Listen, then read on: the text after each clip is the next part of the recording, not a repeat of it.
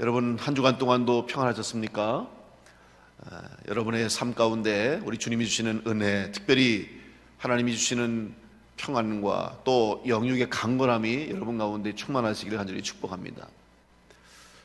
이 세상에서는 여러 가지 우선순위가 있습니다. 그런데 그 우선순위 중에서도 가장 우선되는 것이 뭘까? 그건 바로 생명입니다. 생명에 관한 것이 최우선입니다. 그래서 누군가가 지금 사고를 당해서 혹은 갑자기 쓰러져서 생명이 위급하다 그러면 앰뷸런스를 불러서 혹은 119 구급대가 그 사람을 싣고 병원으로 갑니다. 그리고 이제 소리를 내면서 이 사람은 지금 위급하기 때문에 빨리 가야 한다는 신호를 하면 사람들이 피해줍니다. 비켜줍니다. 양보합니다. 왜? 생명이 우선이기 때문입니다. 생명이 가장 소중한 것입니다. 오늘 우리들의 삶에도 지금 이런 일들이 일어나는 것이 무엇입니까? 왜 그렇습니까? 생명을 소중히 여기기 때문입니다. 교회가 왜 함께 성도들이 모여서 예배하지 않습니까? 두려워서가 아닙니다. 겁나서가 아닙니다. 생명을 사랑하기 때문에, 생명을 우선하기 때문에, 다른 누군가의 생명을 보호하고 다른 누군가의 건강을 우리가 소중히 여기기 때문에 함께 모이지 않고 각각 가정에서 이렇게 예배를 드리는 것입니다. 오늘 본문의 이스라엘 백성, 지금 포로로 잡혀가 있었던 이스라엘 백성의 상태는 어떤 상태입니까? 영적으로 죽어 있는 상태였습니다. 특별히 하나님과의 관계에서 보면 지금 이스라엘 백성은 더 이상 살아있는 존재라고 할 수 없는 상태였습니다. 하나님은 이런 이스라엘 백성들을 살리시기 위해서 오늘 포로로 잡혀가 있던 에스겔을 통해서 환상을 주시고 에스겔을 부르셔서 다시 한번 이스라엘 백성들을 살리게 하시는 하나님의 역사를 이루어 가십니다. 특별히 에스겔의 환상을 통해서 골짜기에 마른 뼈로 가득한 것을 보여주시면서 그 뼈들을 통해서 하나님의 이스라엘 백성에게 주시고자 하는 메시지를 주고 계십니다. 골짜기에 가득한 뼈는 어떤 뼈입니까? 마른 뼈입니다. 마른 뼈는 무엇입니까? 죽은 지 오래됐습니다. 더 이상 생명력을 가지고 있지 않습니다. 아무것도 할 수 없는 것입니다. 이 뼈들이 과연 무엇을 할 수 있겠습니까? 그런데 이 뼈들이 다시 살아나게 하시는 것이 오늘 하나님의 이스라엘 백성을 향한 말씀이며, 또 오늘 이 시대를 살아가고 지금 이 어려움 가운데 있는 우리 하나님의 백성들, 우리를 향한 하나님의 말씀입니다. 아무것도 할 수 없는 이 마른 뼈들이 다시 살아날 수 있는 조건을 오늘 하나님께서는 우리에게 보여주고 계십니다. 그 조건이 무엇입니까? 바로 하나님의 말씀이요, 하나님의 능력이요, 하나님의 역사입니다. 오직 하나님만이 아시고 오직 하나님만이 이 일을 할 수 있다고 하는 것을 오늘 에스겔서를 통해서 우리에게 주고 계십니다. 그럼 하나님께서 어떻게 이스라엘 백성들을, 특별히 영적으로 죽어있는 생명력을 잃어버려서 아무것도 할 수 없는 이스라엘 남유다 백성들을 향해서 하나님이 어떻게 살리시는 일을 감당하셨을까?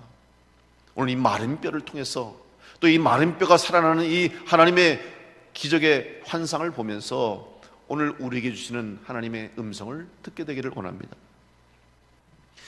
옛 어른들이 종종 이런 말씀들을 하는 기억이 납니다. 뼈만 추리면 산다. 혹시 여러분 이런 말씀 들어보셨습니까?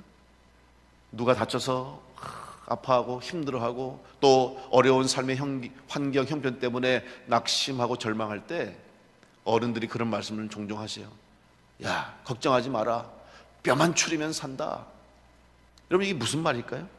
아무리 힘들고 아무리 어려워 죽을 것 같다 할지라도 붙잡고 정신을 차리고 기본을 붙잡고 살아있으면 지나갈 것이고 이 어려움도 이겨낼 것이고 이 위기도 넘길 것이라고 하는 지혜의 말씀입니다.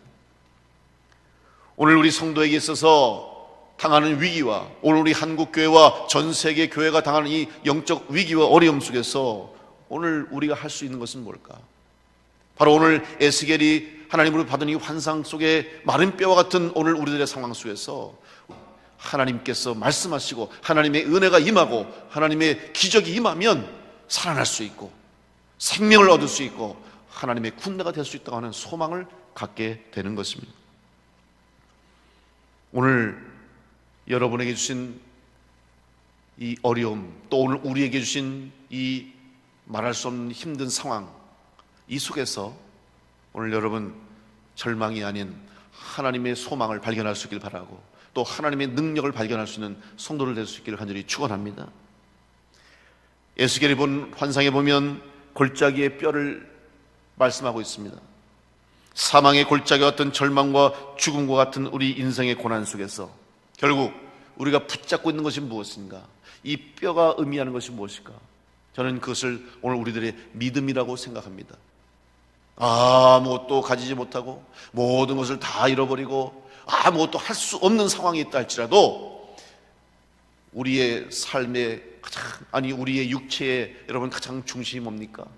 바로 뼈듯이 우리의 신앙의 가장 기초요, 우리의 믿음의 가장 기본이 되는 하나님을 향한 믿음을 가지고 있으면, 그 믿음을 붙잡고 있으면 하나님이 다시 말씀하시고 하나님이 다시 살리실 때 살아나는 역사를 경험하게 될 줄로 믿습니다.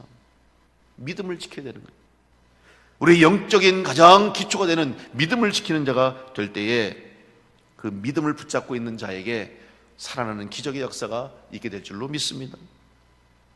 오늘 여러분 힘들어, 어려워, 고통스러워, 괴로워, 죽을 것 같다 할지라도 절대로 믿음만은 놓치지 마시기 바랍니다. 절대로 하나님을 향한 믿음만은 버리지 마시기 바랍니다. 하나님의 향한 믿음을 붙잡고 나갈 때 하나님의 말씀이 임하고 능력이 임하고 기적이 일어날 때 살아나는 역사가 있게 될 줄로 믿습니다. 그렇다면 오늘 이 에스겔을 통해서 보여주는 환상과 같이 골짜기의 마른 뼈 같은 우리의 인생과 우리의 삶과 환경이 다시 살아나게 하시는 하나님의 역사와 하나님의 기적을 체험하기 위해서 우리는 어떤 영적인 자세를 가져야 되겠습니까? 첫째로 오늘 우리는 먼저 하나님의 말씀을 들어야 됩니다. 하나님의 말씀을 듣는 자가 되어야 합니다.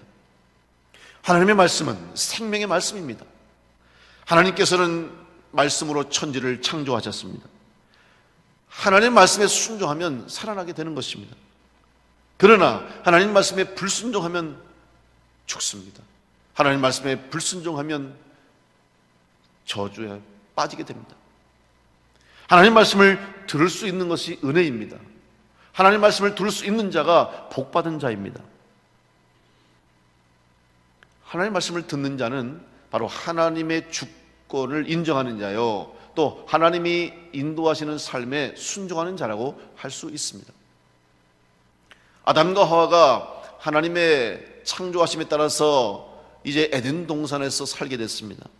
그때 그들이 에덴 동산의 모든 것을 누리며 살아가는 그 상태는 바로 하나님의 말씀을 들을 수 있는 상태였습니다.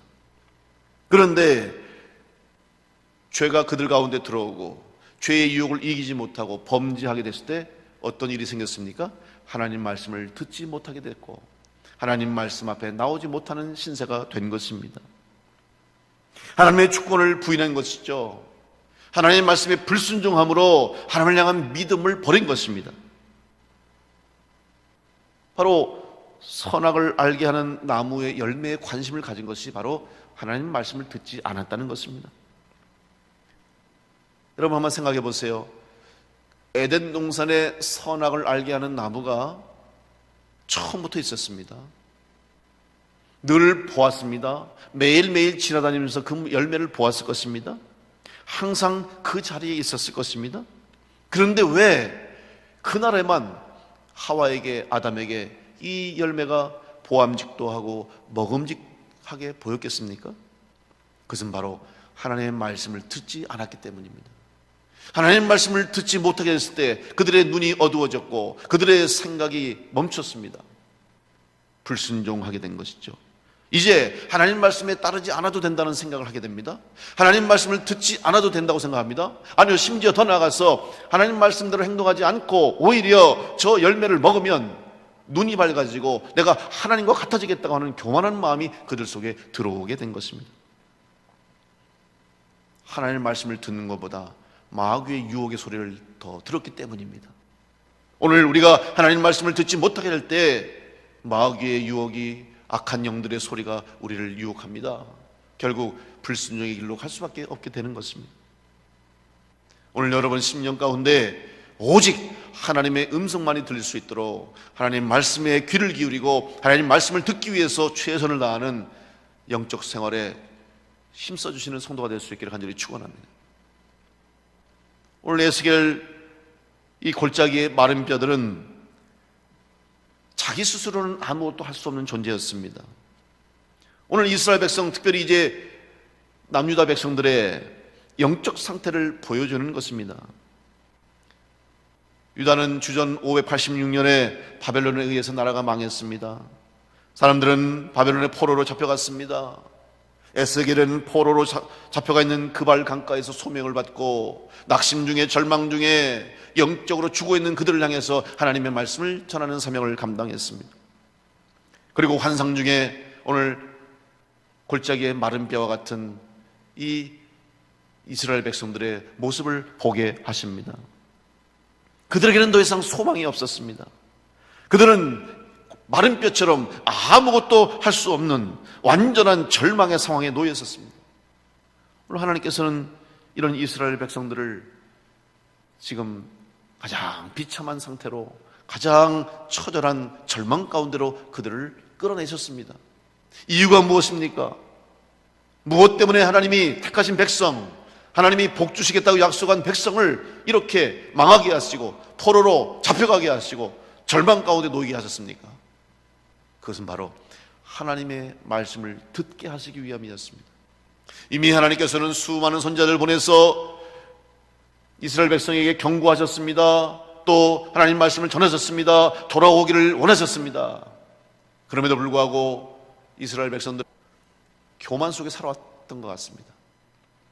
마치 생명도 이제 인간이 주장할 수 있는 것처럼, 그래서 생명을 복제할 뿐만 아니라 이제는 생명을 만들어내려고 여러 가지 의술과 기술과 과학을 통해서 노력하고 있습니다. 가능할 것처럼 보였습니다. 그런데 여러분, 바이러스 하나 때문에 사람들이 죽어가고 사람들이 두려워하고 떨고 있습니다. 생명에 관한 것은 우리의 소관이 아니라는 것을 다시 한번 우리는 이 사건을 통해서 깨달아야 할 것입니다.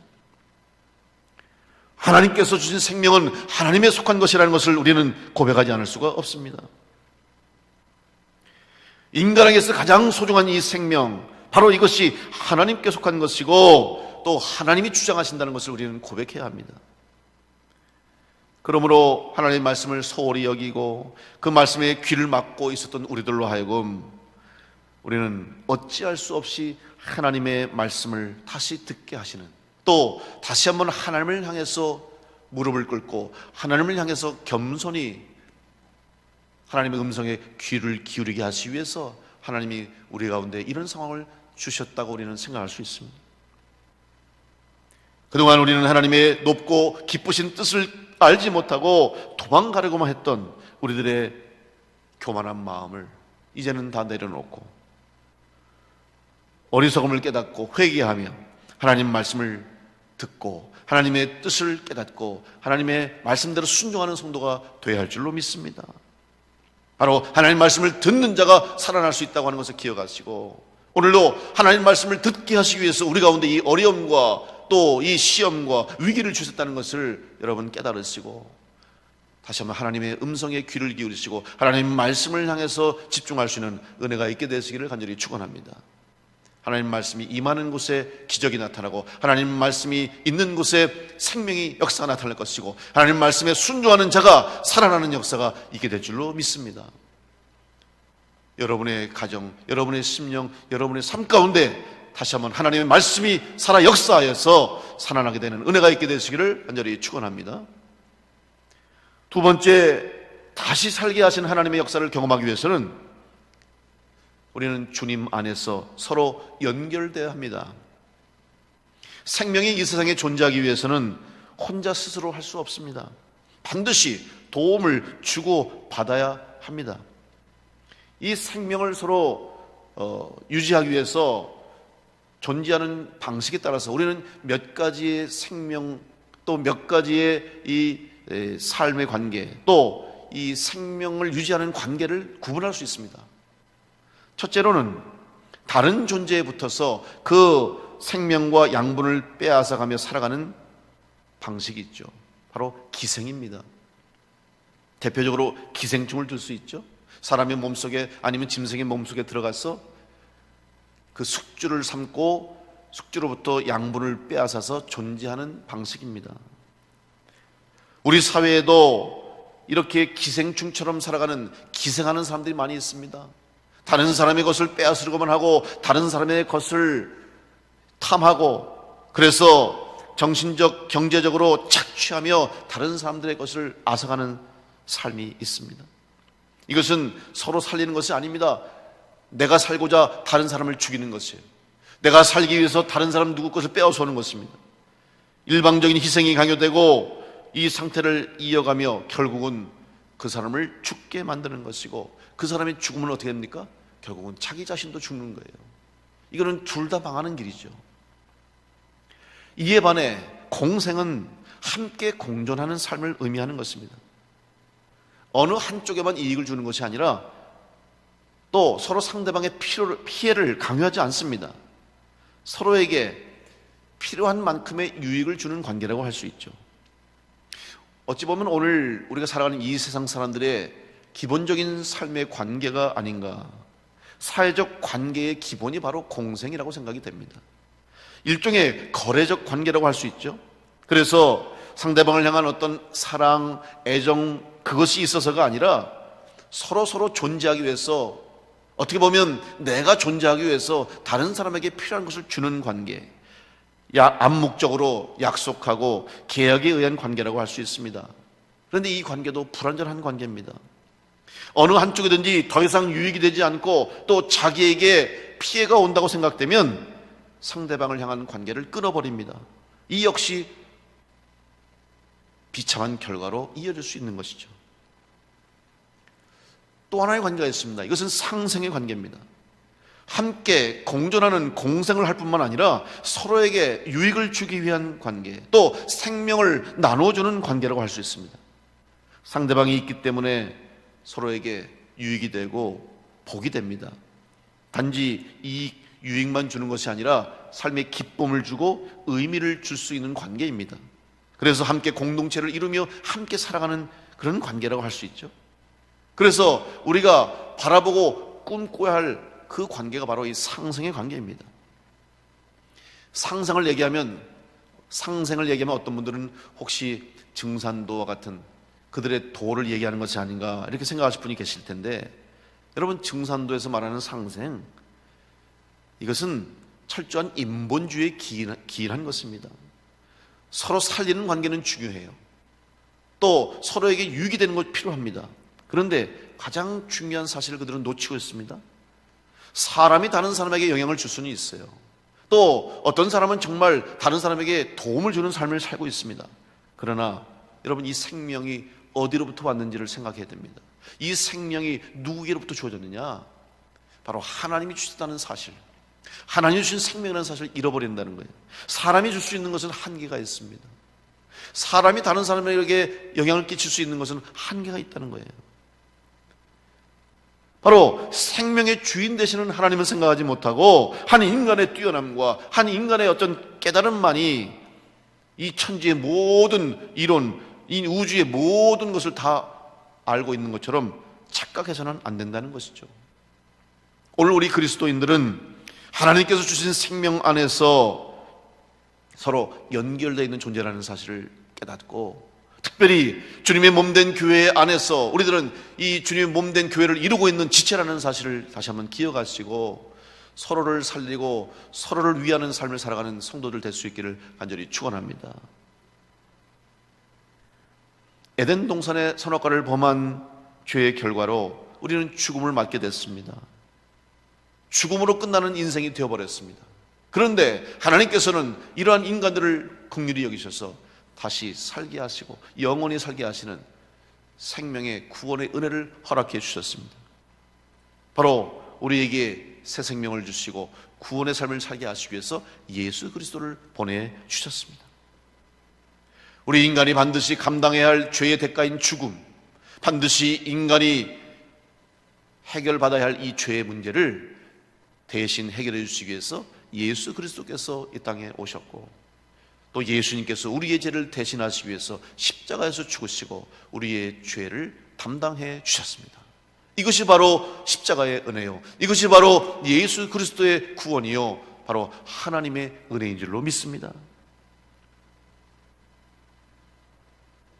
따라서 우리 성도들은 하나님께서 허락하신 이 새 생명을 예수 그리스도부터 받고, 이 새 생명을 받은 하나님의 자녀가 되어서 우리는 이제 한 형제요 한 자매가 되어서 주님의 몸된 교회를 이루는 지체가 된 것입니다. 따라서 교회는 구원의 공동체요, 생명의 공동체로서 영적으로 가족 공동체를 이루고 살아가는 것입니다. 함께 할 때 살아나는 거예요. 에스겔 골짜기에 마른 뼈들이 다시 살아나기 위해서, 군대가 되기 위해서는 뼈와 뼈들이 서로 연결될 때만이 가능했습니다. 그래서 오늘 본문의 에스겔 37장 7절의 말씀 보면, 이에 내가 명령을 따라 대언하니 대언할 때 소리가 나고 움직이며 이 뼈 저 뼈가 들어맞아 뼈들이 서로 연결되더라, 이렇게 말씀하고 있죠. 여러분, 뼈들이 연결됐다는 것은 무슨 말입니까? 하나가 되었다는 말입니다. 교회는 주님의 몸을 이루는 공동체로 하나가 되어야 할 줄로 믿습니다. 몸이 나누어지는 것은 죽음을 의미하는 거예요.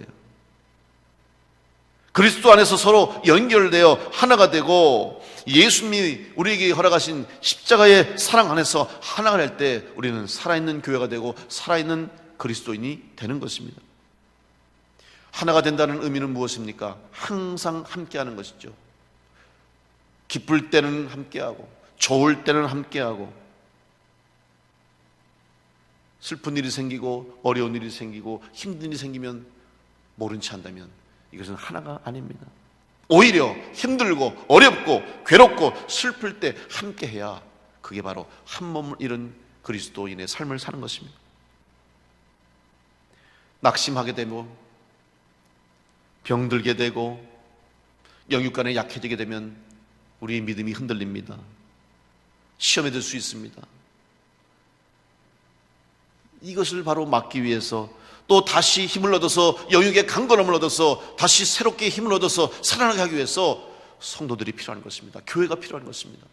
그래서 중보기도 하는 것이고, 그래서 서로를 위해서 격려하는 것이고, 지쳐있는 사람을 위로하고, 시험에 빠진 자를 위해서 기도하고, 믿음이 약한 자를 위해서 도와주고, 병든 자를 위해서 기도하는 이런 일들을 하는 것이 바로 함께 살아가는 공동체이기 때문에, 함께 예수 그리스도의 생명을 나눈 교회이기 때문에 우리는 이 사명을 감당하는 것입니다. 여러분, 지금 비록 우리가 주일 또 예배 시간마다 함께 모이지 못하고 이전에서 함께 하지 못한다 할지라도, 오늘 여러분이 있는 곳에서 기도하면서 영적으로 교제하시고, 또 주의 말씀 안에서 하나가 되고, 또 서로 연결되어서 영적으로 연결되어서 우리가 그리스도의 영적 공동체를 이룰 때 이 어려운 가운데서도 흔들림이 없는 교회가 될 것이고, 이 위기 속에서도 우리는 믿음을 지키고 승리하게 될 줄로 믿습니다. 다시 한번 주님 은혜 가운데, 예수 그리스도의 십자가의 대속의 은혜 가운데 하나로 연결되는 우리 성도와 교회가 될 수 있기를 간절히 축복합니다. 세 번째로, 마른 뼈와 같이 죽어 있는 우리의 상황, 또 우리의 어려운 문제들 속에서 다시 살아나는 역사를 경험하기 위해서는 우리 가운데 하나님의 생명의 영, 생기가 들어와야 됩니다. 오늘 에스겔의 골짜기의 마른 뼈들이 하나님 말씀대로 서로 연결되고 힘줄이 생기고 살이 입혀지고 가죽으로 덮여서 사람의 모양을 이루게 됐습니다. 그런데 이것만으로는 부족하다고, 또 이것만으로는 불완전하다는 것을 말씀하고 있습니다. 오늘 에스겔 37장 8절의 말씀 보니까, 내가 또 보니 그 뼈에 힘줄이 생기고 살이 오르며 그 위에 가죽이 덮이나 그 속에 생기는 없더라. 여러분, 육적인 것이 채워졌다고, 또 우리가 세상적인 것이 다 필요한 것이 채워졌다고 해서 우리의 삶이 온전해지지는 않습니다. 겉으로 보기에는 살아있는 것 같지만 살아있는 것이 아닙니다. 생기가 들어가지 않았다고 말씀합니다. 불완전함을 의미하는 거예요.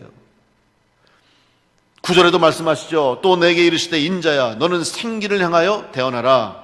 생기에게 대언하여 이르기를 주 여호와께서 이같이 말씀하시기를 생기야 사방에서부터 와서 이 죽음을 당한 자에게 불어서 살아나게 하라 하셨다 하라. 여러분, 생기가 필요한 거예요. 그럼 생기가 무엇입니까? 영어 성경에서는 이 생기를 breath, 숨이라고 얘기해요. 호흡이라고 얘기해요. 숨입니다. 하나님의 생명을 의미하는 것이죠. 하나님의 영이 우리 가운데 임할 때 살아나는 것입니다. 창세기 2장 7절에도 하나님이 인간을 만드실 때 여호와 하나님이 땅의 흙으로 사람을 지으시고 생기를 그 코에 불어넣으시니 사람이 생명이 되니라. 여러분, 하나님의 숨이, 하나님이 생기를 그 코에 불어넣었다. 다시 말하면 우리 가운데 하나님의 영이 임하시고 우리 가운데 하나님의 기운이 임할 때에만 우리는 온전한 자로 살아갈 수 있다는 거예요. 하나님을 떠난 자가 되고 하나님의 영이 떠난 심령이 되면 죽어있는 자가 되는 거예요. 하나님의 생기는 이제 우리 가운데 하나님의 영, 예수 그리스도를 통해서 우리가 허락하신 성령으로 역사하고 있습니다. 따라서 성령이 임하고 성령으로 충만한 삶을 살 때 우리의 삶이 살아나는 역사가 있게 될 것입니다. 영이 살아야 우리의 생명도 온전합니다. 영이 살아야 온전한 생명을 가진 자로 우리는 살아갈 수가 있습니다. 성령으로 충만하여 영과 육이 살아있는 그리스도인으로 강건한 삶을 살 수 있기를 간절히 축원합니다. 그동안 우리는 육적인 것, 또 육적인 생명, 외적인 것에만 관심을 가지고 살아왔습니다. 이제 하나님께서는 다시 한번 우리들에게 진정한 생명이 무엇인지, 또 온전한 살아있는 삶이 무엇인지를 알게 하시기 위해서 이 위기를 주셨습니다. 마치 영원히 살 것처럼 죽음과는 상관없는 삶을 살고 있는 사람처럼 살아왔던 우리들의 삶에 생명의 소중함을 알게 해 주셨습니다. 우리는 이 불편함과 또 여러 가지 위기와 어려움 속에서 하나님께서 주시는 이 말씀을 깨달아야 할 것입니다. 다윗은 그의 인생에 수많은 위기를 겪는데 특별히 사울이 자기를 죽이고자 하는 살기를 느꼈을 때 그가 한 고백이 있습니다. 바로 요나단, 가장 친한 친구요, 자기의 생명의 은인이었던 사울의 아들이었던 요나단. 사무엘상 20장 3절에 보면 이렇게 요나단에게 말합니다. 진실로 여호와의 살아계심과 내 생명을 두고 맹세하오니 나와 죽음의 사이는 한 걸음뿐이니라. 다윗이 지금 뭐라고 고백하고 있습니까? 나와 죽음의 사이는 한 걸음뿐이다. 무슨 말입니까? 내가 언제 죽을지 모르겠다. 내가 지금은 살아있지만 내 생명이 죽을 것 같다. 두려움을 얘기하죠. 여러분, 이것이 다윗만의 고백입니까? 이것이 다윗만의 상황입니까? 아닙니다. 지금 살아가고 있는 이 땅의 모든 인간, 모든 인생들의 동일한 고백이 될 수밖에 없습니다. 마치 우리는 늘 죽음을 그림자처럼 달고 다니는 존재라고 할 수 있어요. 죽음이 먼 것이 아닙니다. 삶과 죽음의 차이는 마치 그림자와 같은 것이죠. 심지어는 생명력을 잃어버리고 영적으로 죽어있는 존재로 살고 있는 사람도 많습니다. 그럼에도 불구하고 내 마음대로 살 수 있다고 생각하는 사람, 이런 삶과 죽음이라고 하는 것이 얼마나 우리가 볼 때는 죽음과 상관없는 삶처럼 살아가고 있지만 늘 죽음은 우리 곁에 있다고 하는 사실을 우리는 망각하고 잊어버리고 삽니다. 그러면서 내 마음대로 살 수 있고 내가 생각한 대로 살 수 있고 내 생명은 언제까지 이어질 것처럼 착각 속에 살고 있는 것이 오늘 우리 인생이 아닙니까? 이제 이 예수의 골짜기에 마른 뼈들과 같은 우리들을 다시 살리시기 위해서 하나님은 우리 가운데 말씀으로 임하여 주셨고 그 말씀이 육신에 오신 예수 그리스도를 통해서 우리의 죄가 사함받고 또 새 생명을 얻었고 영원한 생명을 얻었고 천국의 소망을 갖게 되는 은혜를 얻게 된 줄로 믿습니다. 이 은혜를 다시 한번 회복하는 여러분 될 수 있기를 간절히 축복합니다. 오늘 하나님께서는 이 땅을 살리시기 위한 줄로 믿습니다. 하나님의 계획은 이 땅을 살리시기 위한 계획입니다. 이 하나님의 계획하심이 이 땅 가운데 온전히 이루어질 수 있도록 우리 교회를 세워주시고 여러분을 불러주시고 여러분을 통해서 다시 살아나게 하시고 또 다시 살아나 새 생명을 얻은 여러분을 통해서 하나님의 군대가 되게 하셔서 그리스도의 군사가 되게 하셔서 이 땅 가운데 생명의 역사를 이루어가게 하신 줄로 믿습니다. 이 사명을 감당할 수 있는 교회와 우리 성도를 될 수 있기를 간절히 축복합니다. 오늘 10절의 말씀, 이에 내가 그 명령대로 대언하였더니 생기가 그들에게 들어가며 그들이 곧 살아나서 일어나 서는데 극히 큰 군대더라. 오늘 하나님께서 오늘 우리들에게 기대하시는 것은 다시 살아나는 것이요, 생명을 소유한 존재로 하나님의 생명, 예수 그리스도를 통해 주시는 성령의 능력으로 영원한 생명을 소유한 자로서 단순히 살아있는 것으로 그치지 않고 살아서 능력받아서 주님의 제자가 되어서 그리스도의 군사가 되어서 하나님의 군대가 되어서 땅끝까지 복음을 전하고 영혼을 구원하라고 하신, 생명을 살리라고 하신 이 말씀을 여러분에게 주신 줄로 믿고 이 사명 감당하기 위해서 이 어려운 상황 가운데 힘든 상황이지만 여러분 다시 한번 살리시는 하나님, 생명 주시는 하나님, 또 능력 주시는 하나님 의지해서 주님의 사명을 잘 감당하여서 하나님께 영광 돌리는 충주남부교회와 모든 성도를 될 수 있기를 간절히 축원합니다.